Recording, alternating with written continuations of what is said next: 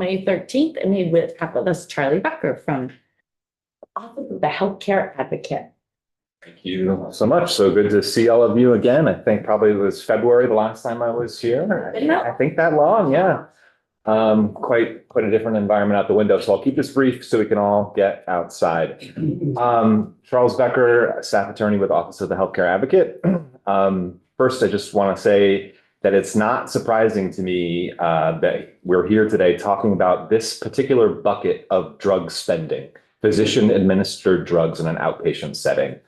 If 266 becomes law and we get the reporting that the bill calls for, I think what we'll see is that the largest source of 340B revenue for Vermont hospitals is far and away these outpatient administered drugs.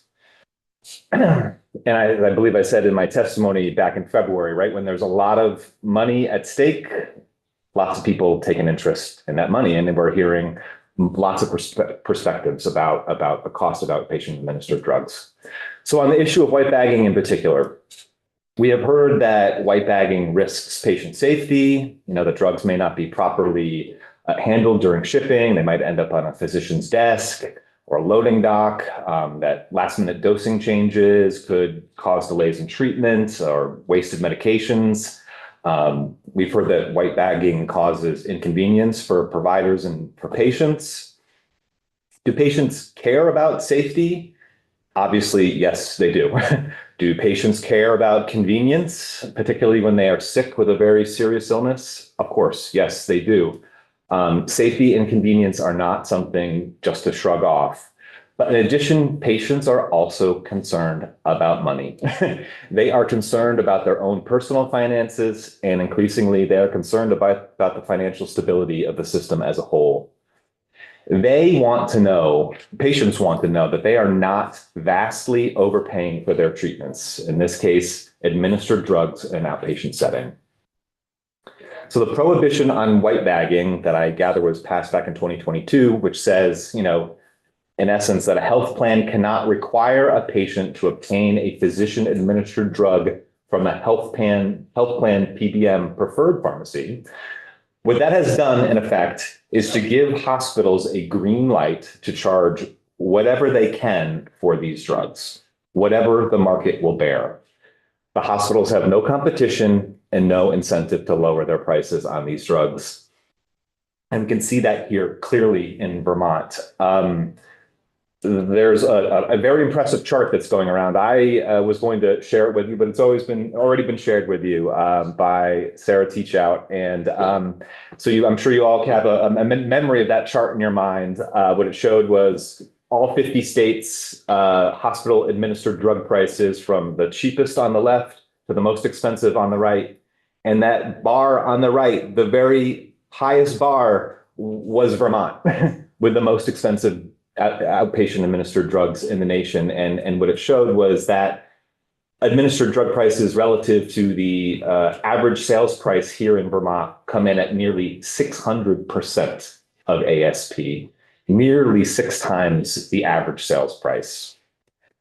You heard it described what the average sales price is, the pricing benchmark that's intended to reflect the average price at which a drug is sold to providers. So this is our clearest indicator of what hospitals are actually paying for these drugs, inclusive of rebates or other discounts that they might be getting. Notably, it is not the 340B price.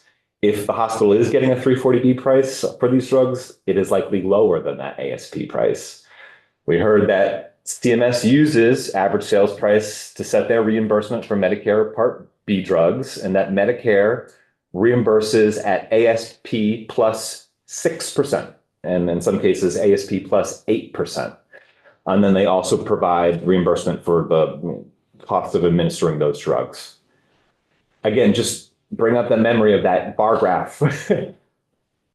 We're at ASP plus 600% on average. And as Blue Cross's slide showed, in some cases, close to 2,000% markup. From a patient's perspective, what does that mean? It means that patients are vastly overpaying for physician-administered drugs in Vermont. Imagine being on a high deductible health plan. This means for a drug, and I'll just keep it simple, a drug that has an ASP of $1,000 a month, it could mean you're paying $6,000 for that drug. So for a person who's sick with cancer or rheumatoid arthritis, multiple sclerosis, Crohn's disease, these are the conditions where you're going to the hospital to get an infusion. Paying $6,000 for something that costs $1,000, that's the kind of thing that could make a person sicker, just knowing that. The stress of knowing that they are overpaying for something that they need to make themselves healthier. And it shouldn't be that way. Every state is paying less than us.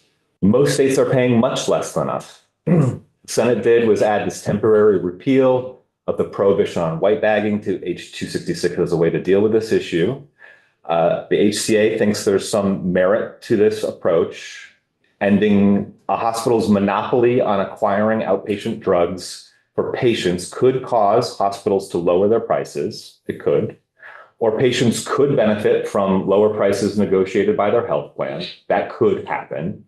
And we think, given these prices that we're paying, we think it's worth trying to see whether allowing white bagging moves the needle on the price of administered drugs. Another approach could be to simply set a cap, to do reference-based pricing essentially on these administered drug prices, set them at a certain percentage of the average sales price. It could be 120%, it could be 200%. That would be for you all to decide. Seems likely that a reimbursement cap would be more likely to have an immediate system-wide impact. The prices would come down immediately and patients would certainly benefit from that too. So in conclusion, the HCA's position is, yes, something needs to be done about the prices of these outpatient administered drugs. Whether that be a white bagging repeal or a reimbursement cap, I think we would go in the direction of a reimbursement cap, but we would look forward to your discussion and being of further assistance if you need us down the road. And you'll send that? I will. Yeah. Okay.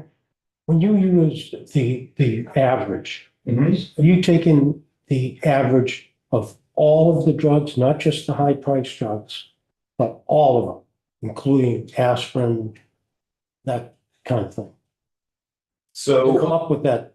that's 600%. So my understanding of that data is that is for outpatient administered drugs. So something like an aspirin is not, in my understanding, outpatient administered drugs. I think that data is strictly for the medications that you go to an infusion center at your hospital. They're high priced. Yeah, specialty drugs. Yep.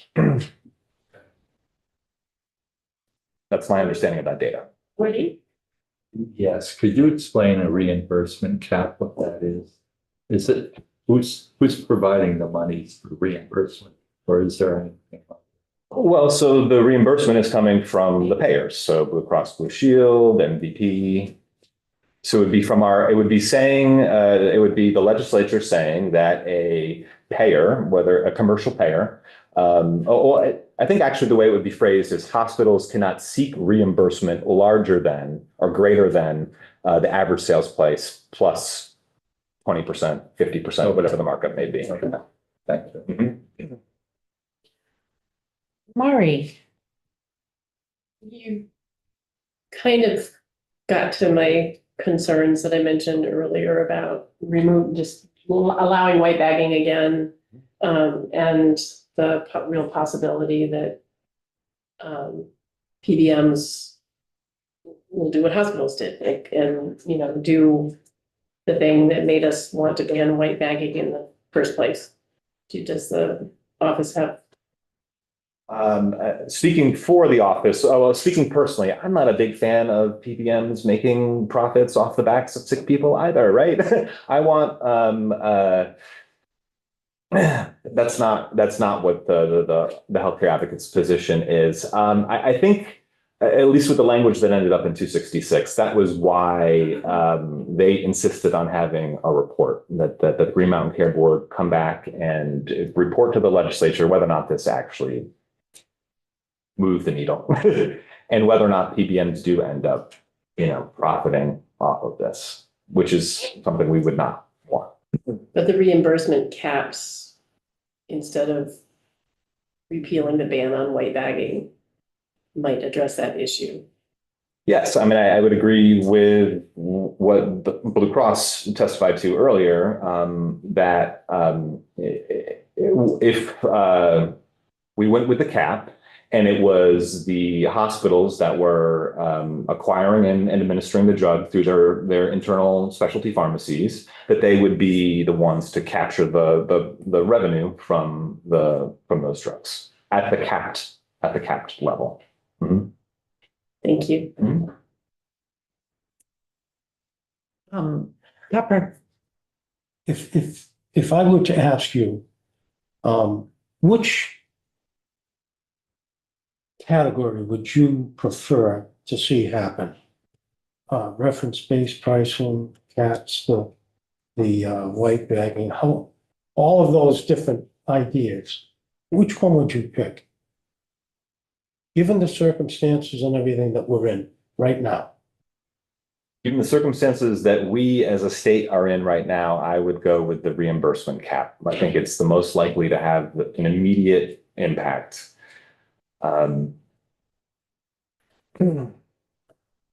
speaking of that, and I think that the Green Mountain Care Board is, but I don't think we've seen from either Blue Cross or the Healthcare Advocate.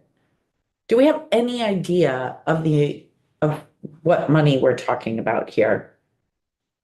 I've seen a table that wasn't my table and I'm not at liberty to share it, but I saw a number there that was at 120% ASP, $46 million, and that was on the top 50 most expensive drugs. So Just tell us the number, right? Yeah. I must have gotten it from Blue Cross. Yeah. I'll admit that's my number. Was that one of your slides? Yes. I think I'm confused a little bit about what drugs we're talking about. When we're talking about outpatient hospital administered drugs, I mean, I don't just think about things like infusions for cancer drugs or some of the drugs that have come up. I think of things of you're in the hospital and you're getting dilaudid through Mari, you could tell us how many bags of things do you put on people's poles that are administered into them? That's it. Actually, they don't have a pole anymore. But yeah, it is a pool. Quite a few, just the other day, just yesterday. Okay, That's inpatient. you're right, that's inpatient. That's the thing about outpatient. That's different. Yeah. I mean, I'm thinking of, in my limited outpatient experience, when I think of like administered outpatient, you go in and they inject something into your knee. That's a cortisone or there's other things. Synvisc. Yeah, visco supplements, Well, they administer cancer drugs. cancer drugs, Rheumatoid, like the, Humira and stuff, aren't those admitted? Or Crohn's disease, right? Osteoporosis. I mean, Blue Cross would have the names of the drugs. I mean, and some were provided. I mean, I'm just wondering, are we talking about more than 50? We're targeting like the top 50. What are they? Are they one of that? Are there more than that?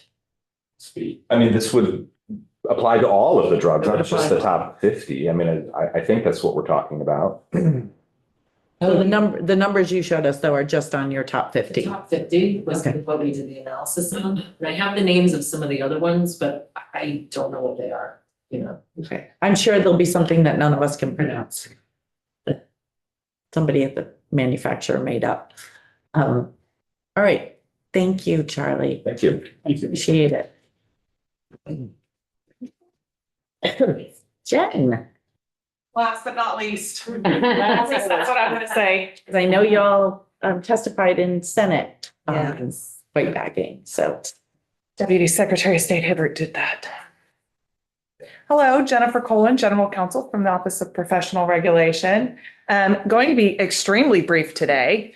And first, let me just acknowledge that we understand that y'all are wrestling with, really important issues related not just to patient safety, but also cost of medications. And OPR kind of tends to look at things through a public protection lens. So my testimony today is going to be primarily about that, just the public protection piece and safety concerns related to the practice of white bagging. As you know, OPR regulates the practice of pharmacy in the state of Vermont. And in 2022, we offered language to the legislature that became 8 VSA 4089J-D4 because of patient safety concerns associated with white bagging. And you've heard some of those today, and so I apologize for being repetitive. White bagging means that the drug is shipped from an external pharmacy mandated by the payer or pharmacy benefit manager to either a prescriber's office or to a hospital where the drugs are subsequently prepared for IV infusion into the patient. White bagging is not the standard kind of supply chain for IV infusion at a hospital or clinic. In the typical process, the provider enters the order into the electronic health record, and then it goes through the hospital pharmacy and is prepared from the hospital's inventory the day of infusion. White bagging creates patient safety issues, which include wrong dosage for the patient at the time of infusion, which can lead to delays in treatment. When pharmacies mandated by insurers or pharmacy benefit managers ship unprepared drugs to the hospital where the patient's going to be getting their infusion, they're not ordered through the hospital's pharmacy. And that means it's outside of their standard model. When the drugs arrive outside of the hospital's standard system, they aren't expected, and upon delivery may sit in uncontrolled environments where things like temperature and humidity aren't regulated, impacting the safety and efficacy of the drugs. Whereas in their standard model, drug storage is tightly controlled through the hospital pharmacy. Hospital pharmacies and pharmacists are required by state and federal regulations to know and verify the pedigree of the drugs that they're using for patients. So there's a whole system of drug pedigree, and I believe it's an electronic record that follows the drug through the entire supply chain, so that when it arrives in the pharmacy, the pharmacist 100% knows that the drug is unadulterated, that's safe for patient use. When white bagged drugs are to be prepared for infusion by hospital pharmacy, the pharmacist may not know the drug's pedigree, and that presents a safety concern for their practice, because if they can't verify that the drug's authentic, and if they can't verify that it's been stored appropriately, then they're risking patient safety, and that puts pharmacists in a really bad position. So I think top You're confusing me when you say that. What's the difference if it comes from one place or another? my To a pharmacy, Yep. this pharmacy or that pharmacy? Right. So my understanding is that when drugs are coming from specialty pharmacies that are associated with PBMs, that they aren't necessarily having the same electronic pedigree record that they would have when it's from the manufacturer to the hospital pharmacy. So that electronic record may not be insured in the same way that it is through the standard process.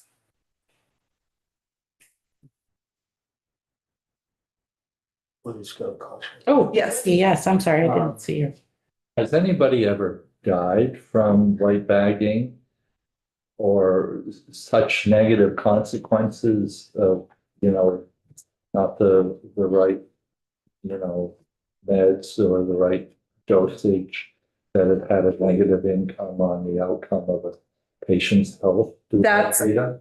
That's a really good question, and I expected that question, but did not have time to really delve into the research about safety issues and storage issues and how those impact patients on the ground, just like practically. So I couldn't say like in 2022, this happened in Vermont and it resulted in patient death. I don't have that information. Happy to try to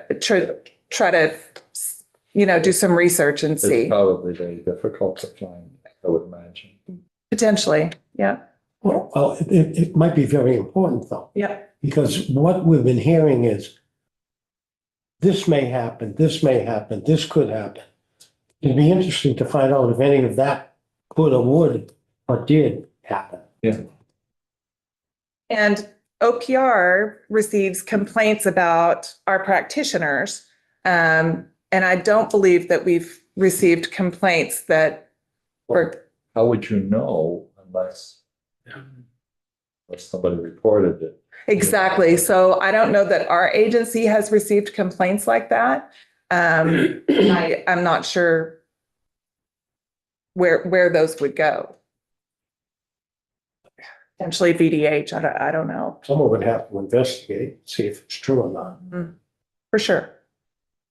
Mari, quick Google, say that there are studies about white bagging, so just Google search will take you to some. And I just had a couple more points. So less frequently, but also considered white bagging, drugs may be shipped to a prescriber's office where they are required to be sterile for infusion. And in a prescriber's office, they may be prepared without appropriate space and equipment to ensure aseptic preparation techniques. And that's to be sure that bacteria is not introduced into some sort of infusion. So that's also white bagging. It's not necessarily in a hospital setting. OPR does continue to have concerns about verification of drug pedigree and delivery logistics that may impact safety of drugs and timing of patient treatments. So we thank you for keeping those concerns in mind as you grapple with how to move forward with the H266. And it is heartening to hear that there may be solutions other than allowing white bagging, repealing the prohibition against white bagging.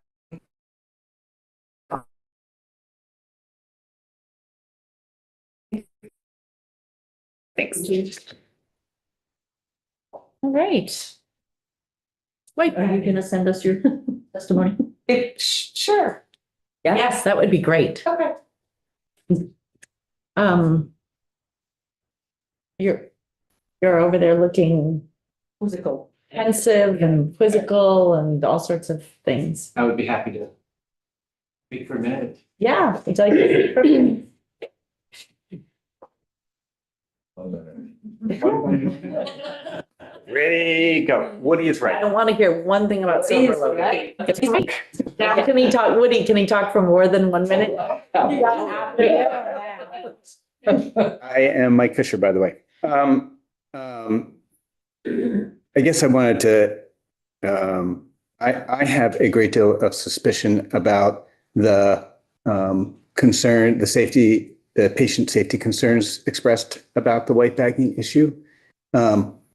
But I think the sort of the dynamics of the white bagging approach to saving some monies for Vermonters, saving Vermonters monies as opposed to a straight up cap. The other dynamics, Topper, you asked the question exactly right. Given all of the dynamics, and one of those is urgency. I guess I want to sort of throw my weight in a stronger way. Charlie said it very well, but I want to throw my weight in a stronger way. That I think that a cap on hospital administered drugs set by the legislature is the right way to address the urgency of out of control prices. I don't know, the number 120% of ASP has been thrown around. And so I think, I don't know exactly what the right number is, but I think that's a good place to start. And also just to reflect, nobody wants to be here. I have reflected for years and years this dynamic of hospitals finding themselves dependent on 340 on a price spread for prescription drugs. Wow, how did this happen? That hospitals find themselves in effect losing revenue if we save patients money on prescription drugs. But that's where we're at. And my sort of flippant comment is, to feel compelled to say it here, is, drug addiction is really bad, and I don't want to make light of it. It's really bad. It hurts people's lives. But what we're talking about here is addiction to drug revenue, drug money. And that's really bad for our system too. It really hurts. In this case, it is really hurting our system, our systems that are really, really vulnerable. System or Vermonters? And therefore, Vermonters really impacts Vermonters. And, and just to drive home the point I always make, when we're talking about small businesses or Vermonters, we're talking about your town government, your town clerk, or we're talking about the nonprofit sector, the folks that are set up in our communities to, take care of people who are, dealing with, all of the social ills, domestic violence, poverty, running a food shelf, the nonprofit sector is being destroyed by the cost of insurance. And the for-profit small employers as well. I don't know how you make it as a small employer in this state. I don't know how you don't move across the border. And that is devastating for us if small employers have to think about leaving in order to make it in this economy. It's really as serious as that. And boy, it's odd for the healthcare advocate to be the voice for businesses. This is an odd dynamic. Years ago, Betsy Bishop, the Vermont Chamber would say, oh, the healthcare advocate only cares about the small group. The individual group doesn't care about the small group. I really am incredibly worried about both groups. And I'm not even getting into the rates that were filed yesterday and how devastating that will be, depending on what happens, that will be as well. But we have an urgency. This legislature, this committee has done quite a bit this year, setting the stage for moderate term ways to address the crisis that's in front of us. Here you have before you something that really takes care, that really addresses, goes a ways towards addressing the crisis that's in front of us today. Couple questions. What do you feel about the price cap? And number two, so do you think we should repeal the ban? What? The white bagging? White bagging. I think, I'll just say again, I think the price cap is a more effective way at accomplishing what we want to do. And I'm not going to be greedy. I think I think it may make sense to eliminate white bagging, but at this moment, allow white bagging. It may make sense to allow white bagging again, but at this moment, given all the questions that are on the table, I'm not going to be greedy and ask for both. Okay, so do you agree with repealing it, then repealing it? No, I'm gonna suggest. I have trouble with that. I'm going to suggest that you consider capping outpatient administered drugs is setting a cap in place of the Senate's proposal of amendment on white bag. So Say that again, yeah? So the Senate proposed to add this allowing of white bagging for 3 or something years. And I'm asking you to consider instead of that. So this will come to you as a proposal of amendment, and you'll have an option to concur with amendment, or set up a committee of conference. And just to get way ahead of myself and into the nuances of it, that it's given the moment of the year, that the committee consider concurring with amendment to replace their proposal on white bagging with a cap on administered drugs. Do you think that if we put a cap, then it would sort of negate even the need for white bagging? Because why would the insurances want white bagging if they can actually get a reasonable price? It accomplishes the goal. And the money doesn't go to the PBM. No. And it's, I do believe that our safety concerns, Mhm. created by, and it's nationwide, that there are problems with safety related to white bagging. So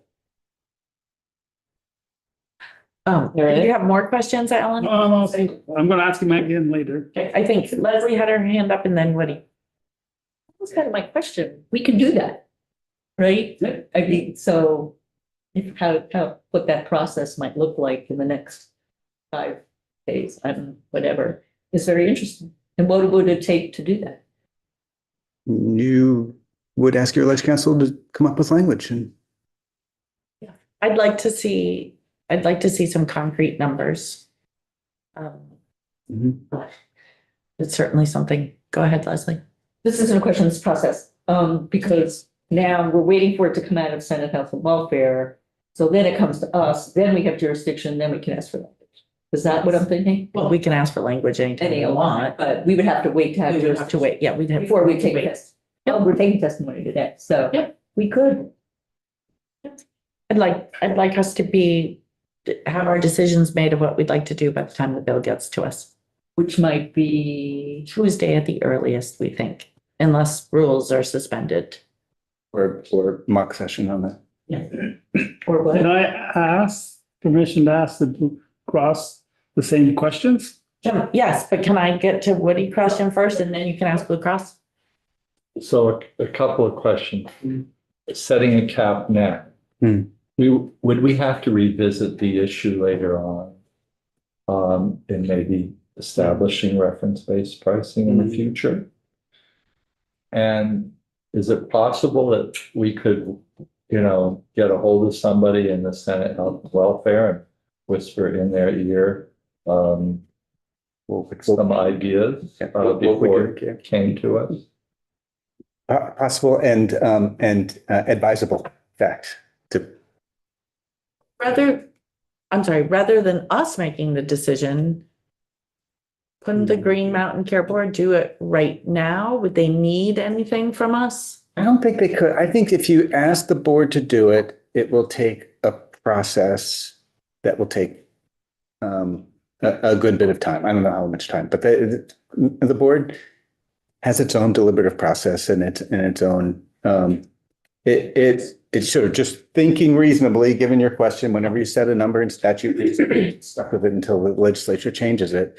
I think it really does make sense that the number be set, given the urgency. And then you could allow the board to update it based on a couple of factors that, the kind of factors that you build into force decisions going forward. That would be a way to do both In the future. Yeah. I mean, you could even ask them to look at it annually. I don't know. I don't know what the right interval is to look at it to. Alan, did you want to ask Blue Cross? Well, Same questions?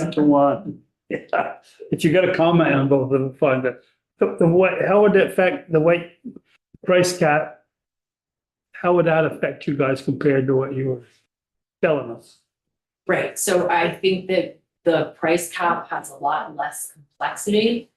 And we would also see, I think, in the revenue immediately whenever you made it effective. And I acknowledge that there probably, we cannot white bag every single drug. So there would be some, I'm gonna call it leakage, but like revenue leakage, where we couldn't actually replace every drug via white bagging because of, safety. There are some safety concerns. So, and I also think that allowing the hospitals here in Vermont to retain some of the margin is important to us as the state. And that would be a big consideration. If it goes to the PBM, the insurer doesn't get it. Topper. I'm gonna set the prices. So, first of all, I don't know a damn thing about how to set the price. Who should be in the room with me to set the price? How would that process work? Who should be sitting down with me to set those prices? I think you could reasonably look to national or state averages. You could look to national averages, I think, as a guide for your decision. I think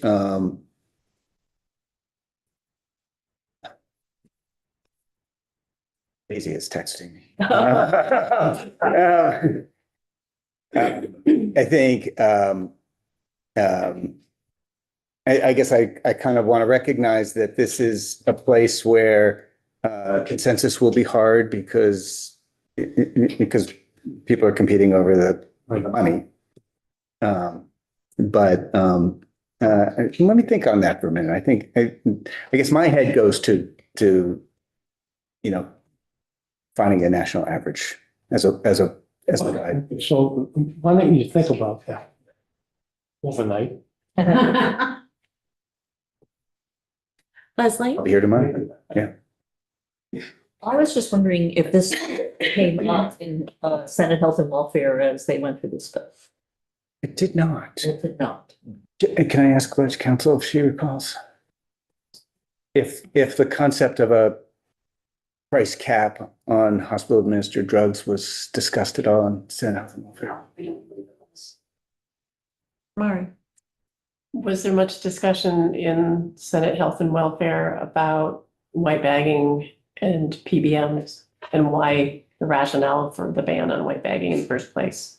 No, this was added fairly late in the process. There was some testimony over the course of a couple of days about white bagging, and he was proposing what people's concerns were. But I wouldn't say, not like the kind of conversations we've had here in the past. Thanks. Any other questions? I have a thought that I would like to get cleared up. If we did set caps, if we could figure out how to do that, how would that influence the reference-based pricing that we were starting to work, at least when it got out of here? How would it affect that?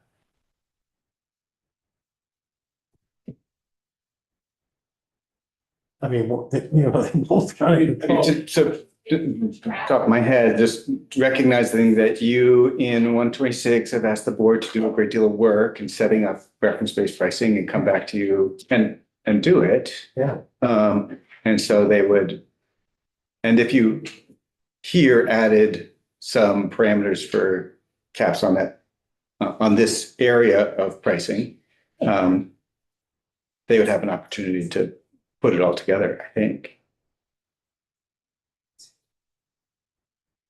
I just don't want to get in the position of telling people what to do after we told them, we want you to try this and give us a report on it, see if it works.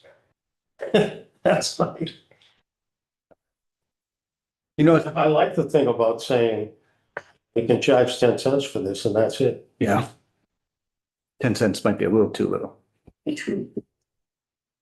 Well, I'm just using that as an Also, don't we know, or aren't we assuming that the national average is higher than it should be anyways, Mhm. right? So, Yeah. I'm just thinking of that chart that shows us being so out of whack, just out of whack from what's going on around the rest of the country.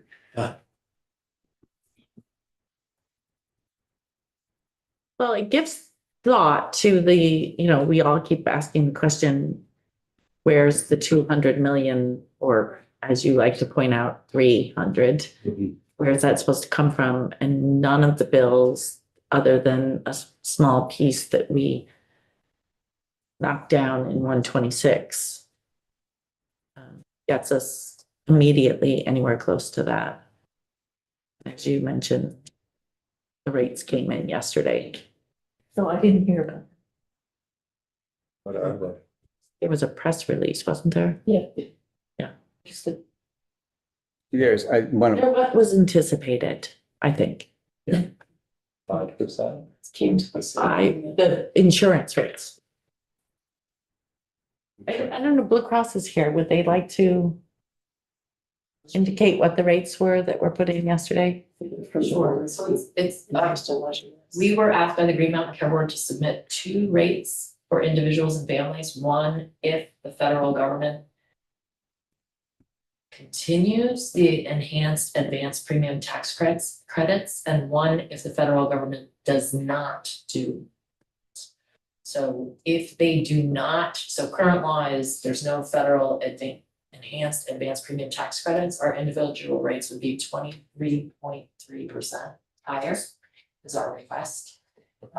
If the enhanced APTC is continued, our request is 15.6% for individuals. And then for small group, which are employers, including small businesses, nonprofits, and small Vermont municipalities, the rate is 13.7%. Did I get it right? Yeah. He's looking. Yeah, it came out this morning. Yep. At 10:33, for anyone who wants it. Can I elaborate on one thing? So our Blue Cross and Blue Shield of Vermont's rates, because we have such low levels of capital, include a 7% contribution to reserves. So 7% of each of those rates would help our capital level. So that's one reason that we are higher than other insurers in the market. There are other reasons too.